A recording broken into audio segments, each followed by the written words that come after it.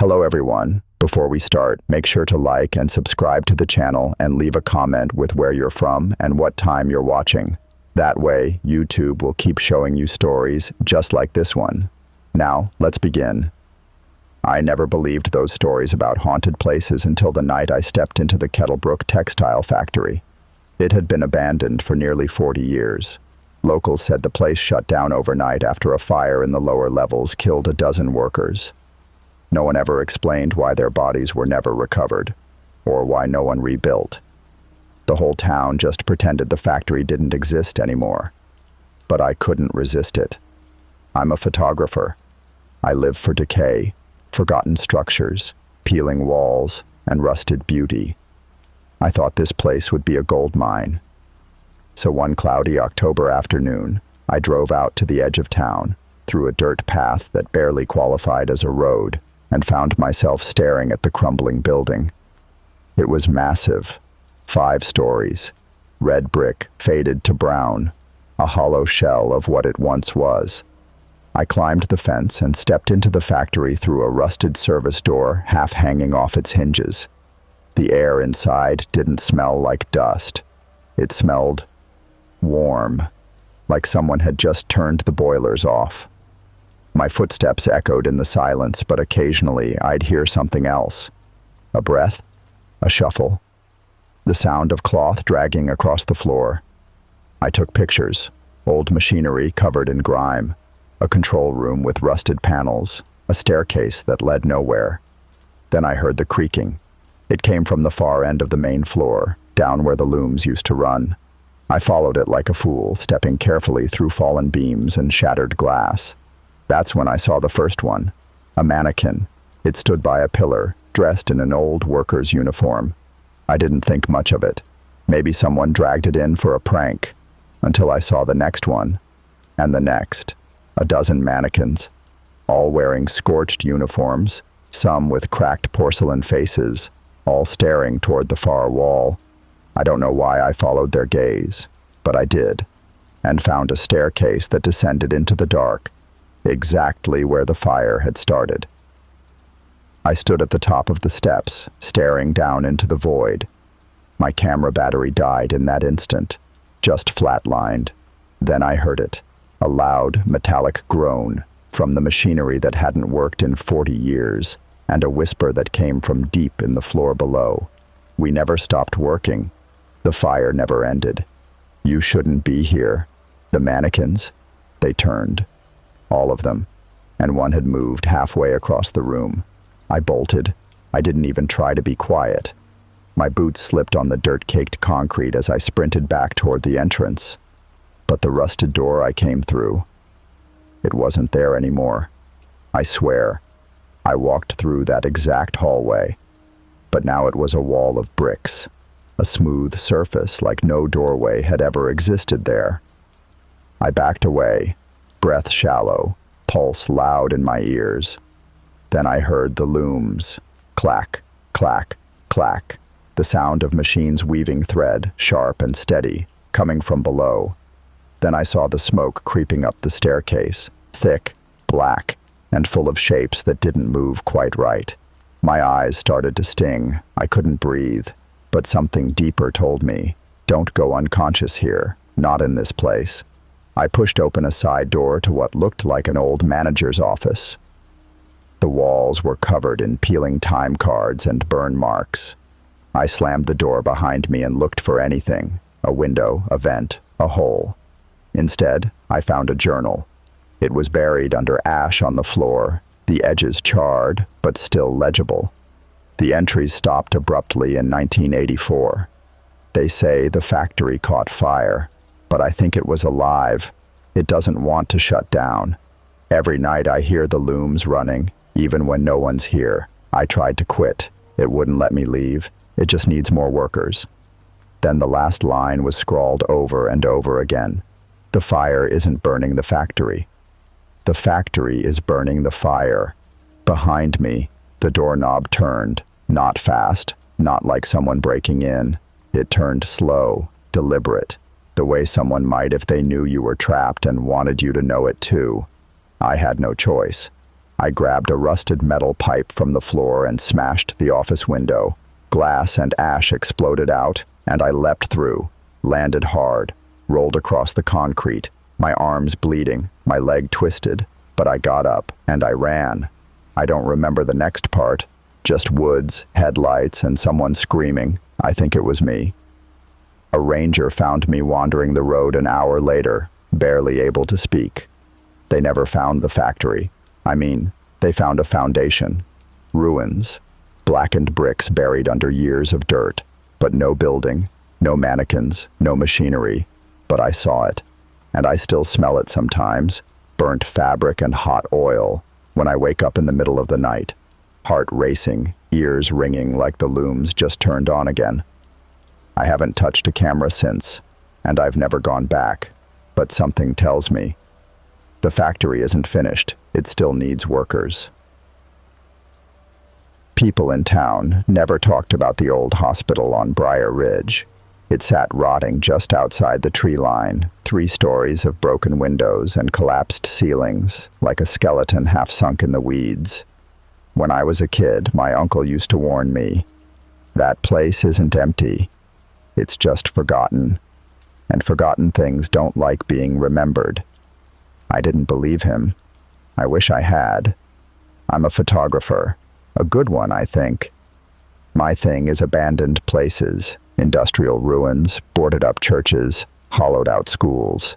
The kind of spots where silence clings to the walls. That hospital had always tempted me, but something held me back for years. Last October, I finally went. The front doors were chained shut, rusted tight, but someone had busted a side window clean out.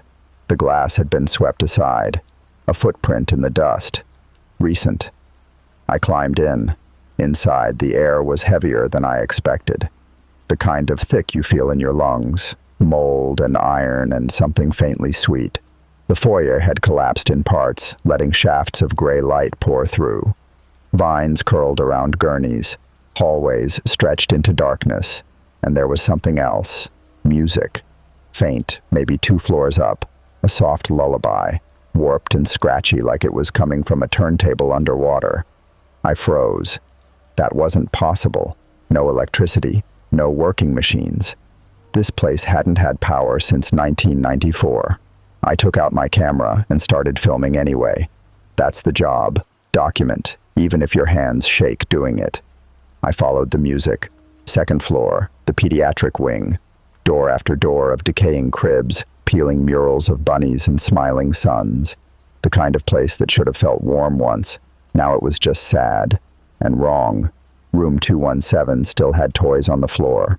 A plastic duck, a music box, spinning slowly. I stepped closer, lens up, filming. The music box stopped, not wound down, stopped. Then something under the crib shifted. I backed away. When I turned to leave, the hallway had changed, not collapsed anymore. Whole, clean. The floors weren't cracked tiles, they were white and waxed. The lights overhead flickered, on. I blinked. The air smelled like bleach now, fresh paint, and distant echoing voices. I wasn't alone. I wasn't even in my time anymore. I tried to run, but the hallway wouldn't end. Every door I opened led to another hallway, another room, until I finally burst through one and stood in the exact same room I'd just left, room 217. But now, the crib was empty, the music box gone, and someone was standing in the corner. No face, no breath, just a black shape, taller than the ceiling allowed, its limbs bent and twitching like broken fingers trying to remember how to move. I didn't scream. Not then. Not until it started walking toward me. I don't remember how long I stood frozen. Seconds? Minutes? That thing, the shape in the corner, moved with a sort of jerking grace, like it was remembering how to be human. It didn't have a face, but I swear it was looking right at me. Its limbs brushed the ceiling tiles as it stepped forward. The floor beneath me groaned. I turned and ran. This time, the hallway wasn't endless. I stumbled down it, nearly falling over myself, past rooms that no longer looked abandoned. They were occupied. Literature. Some with beds neatly made, others with shadows huddled beneath flickering fluorescent lights. No eyes, no voices, just stillness. Then I heard the music again, the same lullaby. Except now, it was right behind me. I reached a stairwell and threw the door open. The entire stairway had collapsed into a gaping black shaft, like the building was rotting from the inside out. I backed away, breath shaking, and looked down the corridor behind me, just in time to see that thing again. Closer now. It didn't walk. It glided. The walls around it melted slightly as it passed. I bolted back through the corridor, ducked into an old supply room, and slammed the door shut behind me. Complete darkness. My phone light barely worked. I pressed my back against the shelf and tried to slow my breathing. That's when I saw them. Handprints. On the inside of the door. Dozens of them. Some large, some impossibly small. All pressed into the wood as if someone, or something, had tried to claw their way out. I wanted to scream. I wanted to cry. But then I noticed something carved into the door. Letters, etched deep like they were made with fingernails. It lives in the gaps. What did that mean? I didn't get long to think. Behind me something knocked gently. Once, twice. Then it whispered. It used my voice. I see you. Don't be scared. It only hurts a little. You're already inside it. I ran again. I don't remember how I got out. I just remember the cold air hitting my face, and suddenly I was back outside, stumbling through dead weeds and broken fence posts. The building looked like it had never changed. Collapsed. Black windows. No lights. No signs of life. Except the window I'd entered through. It was sealed, like it had never been broken. And my camera, still strapped to my chest. But when I checked the footage, it was gone. All of it. Only one file remained. A 3-second clip. Room 217. Empty crib. And behind it, me, standing still, staring into the lens. Only, I never filmed that. I never stood there that long. I never smiled like that. And I never waved at the camera. But whatever was in that building, it did. It started as a joke. A dare, really. A group of 4 college friends, Josh, Elena, Marcus, and Riley, had driven 2 hours out of town to explore a long-forgotten textile mill. The building had been shut down since the early 80s after a boiler explosion killed 3 workers. Since then, locals said it was cursed. The grounds were fenced off, the roof sagging, windows shattered, and ivy had started eating through the bricks. But that's exactly why they went. Marcus, who ran a small paranormal YouTube channel, was looking for footage to finally go viral. He brought night vision cameras, EVP recorders, and even a thermal scanner. The rest of them were mostly there for the thrill. None of them really believed in ghosts, at least not yet. They entered just after 6 p.m., squeezing through a hole in the chain-link fence and pushing open a rusted door with peeling blue paint. Inside, the air was heavy with mold and dust, the kind that clings to your throat. Long-forgotten sewing machines sat frozen in time. The further they walked, the colder it felt. "Did anyone else feel that?" Elena asked, rubbing her arms. They all paused. Marcus checked the thermal reader. The temperature just dropped by 10 degrees. Josh laughed nervously. Old buildings do that.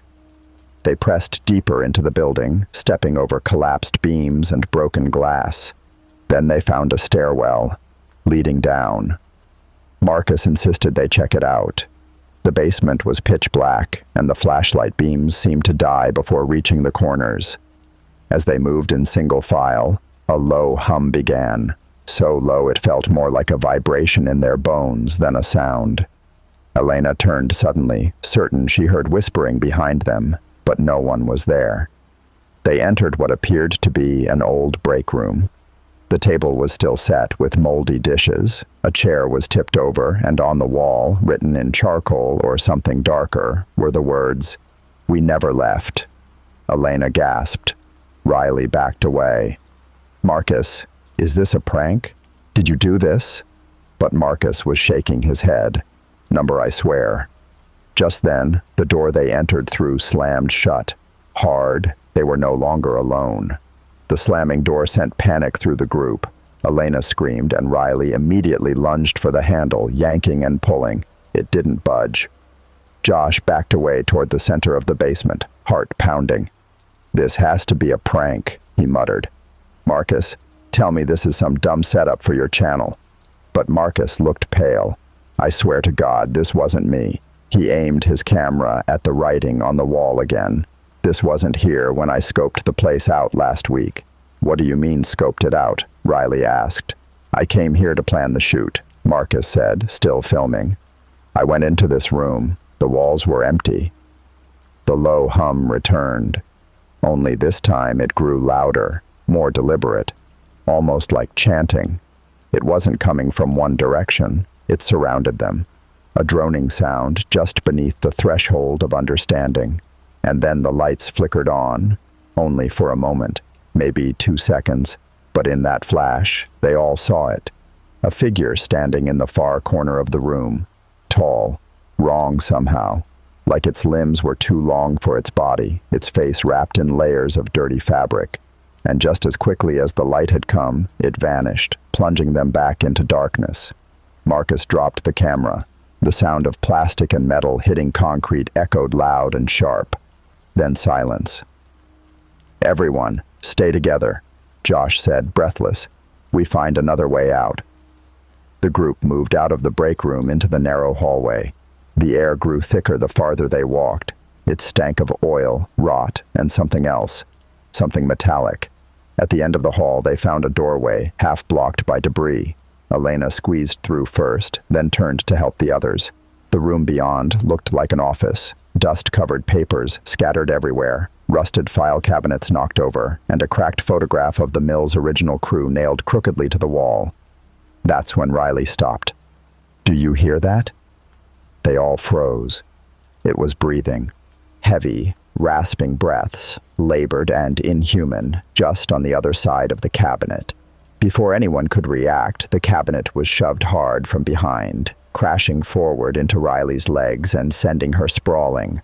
"Run!" Marcus yelled. The group scattered, instinct taking over. They bolted through the other side of the office, down a narrow corridor into what looked like a maintenance room. Pipes hissed and clanged around them, old water dripping from above. They huddled in the dark. "What the hell is that thing?" Elena whispered. Josh leaned against the wall, trying to stay calm. "We need to get back upstairs." As he said it, the floor vibrated, just slightly. Then again, thud, thud, footsteps, deliberate, slow, coming closer. There were only 2 ways out of the room, the way they'd come, and an old maintenance hatch near the far wall. Josh ripped it open. A narrow crawl space stared back at them. "Go!" he shouted. One by one, they climbed in, hands shaking, knees scraping on the cold metal surface. The breathing followed, closer, louder. They didn't dare look back. When they emerged, they found themselves in the remains of the upper warehouse. Windows blown out, snow falling in from gaps in the roof. Light at last. But just as they started toward the exit, they heard a voice echo across the vast, empty room. It wasn't a whisper. It was a scream. "You don't belong here." The warehouse door opened slowly in front of them, on its own. Light poured in from outside, but none of them moved. The 4 friends stood frozen in place, the air around them suddenly warm. And then, it wasn't snow falling anymore. It was ash,